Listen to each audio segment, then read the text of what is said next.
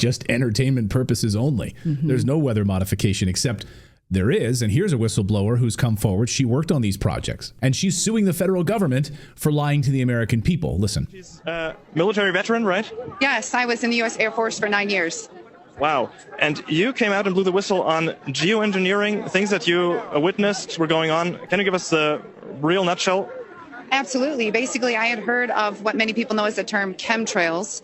And I worked in a job called bioenvironmental engineering, and I thought that was insane. And why would we do something like that, modify the weather by using hazardous materials in our atmosphere? So, and actually the process of trying to debunk it or disprove it, I realized it was actually coming right out of my office, as I was one of the people that was approving the chemicals. And it really shook the core of my oath. And I did a lot of sampling, a lot of investigation, and I blew the whistle and I got out. And I've now used my credentials, my oath, and my powers for good to help people understand it's very real. It's now openly admitted. There are multiple forms of weather modification. I specifically found the one of stratospheric aerosol injection.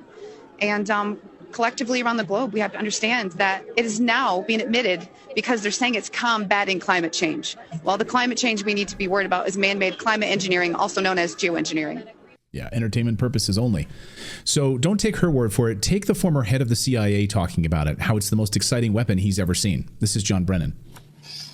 Another example is the array of technologies, often referred to collectively as geoengineering, that potentially could help reverse the warming effects of global climate change.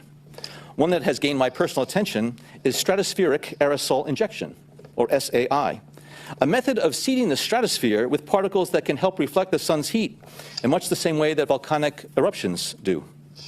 An SAI program could limit global temperature increases, reducing some risks associated with higher temperatures and providing the world economy additional time to transition from fossil fuels. This process is also relatively inexpensive. The National Research Council estimates that a fully deployed SAI program would cost about $10 billion yearly. Yeah, so the CIA is loving this program as well.